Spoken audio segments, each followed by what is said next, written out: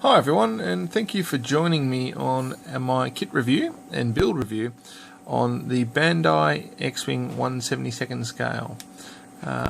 Firstly, let's have a quick look here just at the side of the box. You got some lovely pictures of a completed model, as well as some of the options that you can do during the build. Whether it's in flight or landing gear, or the different droids, different pilots, different canopies, etc, etc, etc. We'll cover that. Love the box art. Really good pick. Love it. Instructions, really quickly. Instructions are in Japanese, of course, but you don't really need them to be in English. They're pretty easy to follow. Pretty logical and straightforward. So you just look at the different parts and you cut them out and you find them on the sprues, and it's all very simple and straightforward. A lot of fun to build this kit, so I'll just show you really quickly all the different stages there. Very simple, straightforward. Sorry, I'm actually going to get a bit ahead of myself. One thing I do really like about this is the colour chart at the end. So there's still some manufacturers that are making their instructions in black and white. This is in colour, and you've got a lovely little colour chart here, their completed model, which shows you all the decal positions. You got them for the cockpit, you got them for the exterior, you got them for your pilots and your droids. All put out quite nice and easy to follow there. So, and your colour guide at the bottom as well. So fantastic, really easy to follow. Well worth it. Alright, one thing you'll notice when you open it up is you'll have stickers on your left and you'll have your decals on your right. Now obviously Bandai themselves are trying to appeal to a broader market. So you people that like stickers, or you got your kids, and you got the people that like a bit more of a headache with your decals here on the right. Now, I personally go for the decals, but I love the fact that they've put these in here for the kids, and for people that might not want to go to the same amount of trouble. Brilliant idea.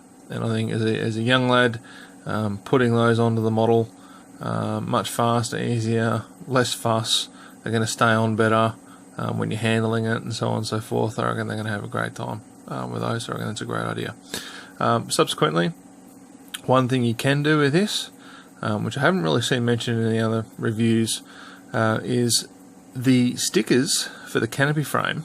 I opted not to use my decals for that, and I was going to paint it.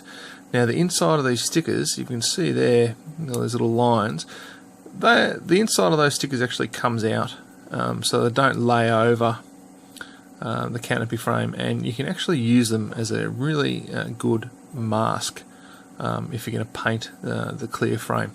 Really neat idea.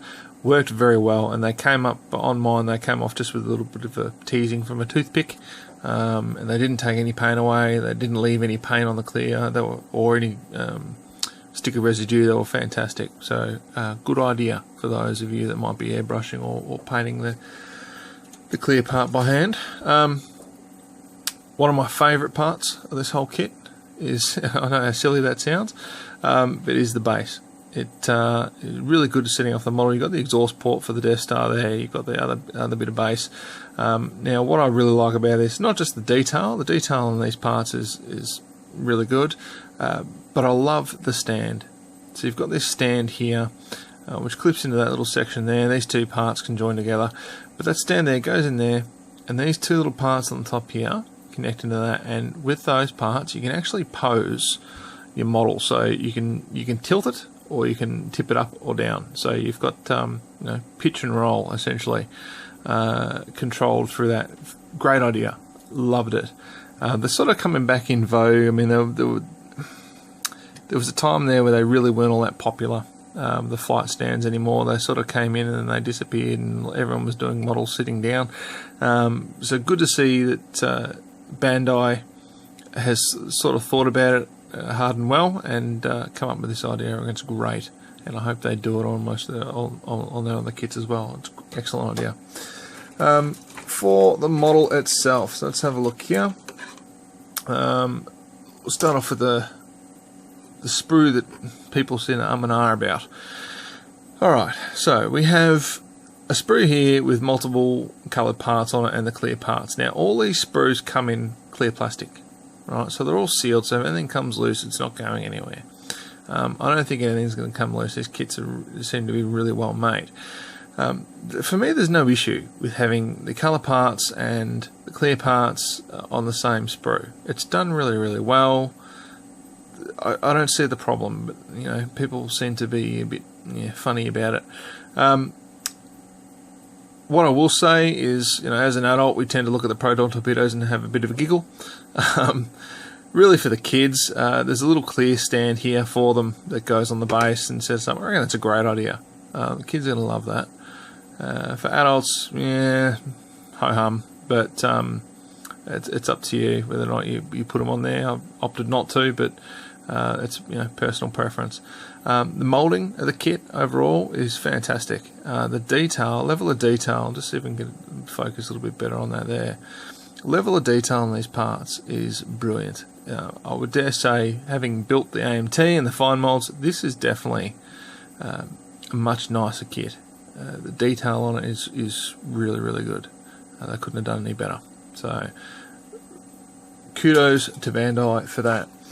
Options.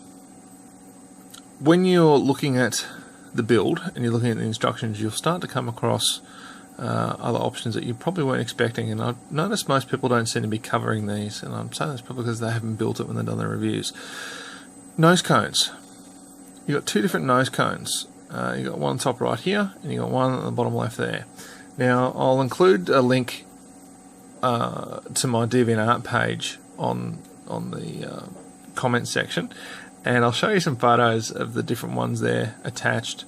Now, if I understand correctly, the studio models for the original movie, episode 4, were actually slightly different. So the nose cones on the X-wings there are actually slightly different. So Bandai's really done their homework and given you a couple of different options there for that, which I reckon is a great idea. Pilots, you've got seated and standing. So dioramas, hello, everyone's going to be doing those. I'd love to do one as well. So fantastic idea. The figures themselves, really, really well detailed, as with everything else in the kit. And you've got your center section, so it's the start of your cockpit there, and it's just really well done. I'm not going to spend too much more time on the rest of these, so we'll go through them as fast as we can. Just touching on this cockpit frame. I've got it out before, but I didn't mention it.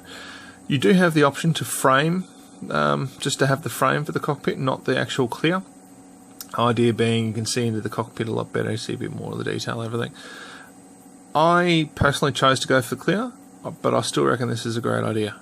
A lot of people are going to be taking advantage of that, and it just shows again how much thought they've put into making this kit. I reckon that's an awesome idea, good option. And the rest of these parts here, so you got your engine parts, and you got what else we got? A bit of landing gear, lasers, and the droids. So all pretty self-explanatory. As far as the parts go, no sink marks. I couldn't find any real flash or anything like that. All the parts are really well made. They have taken a lot of care to make them. The only parts where I found seam lines or anything like that on were the lasers, but they're actually really small. So, I mean, you can probably paint it up and not even notice them. I gave them a really light sanding before I put it together, just to make sure that you couldn't see them. But other than that, everything was flawless. The droids themselves got really good detail on them, and you know, 1/72 scale droid is about 1 centimetre high, and the detail on them, once again, it's just with everything in this kit is really well done.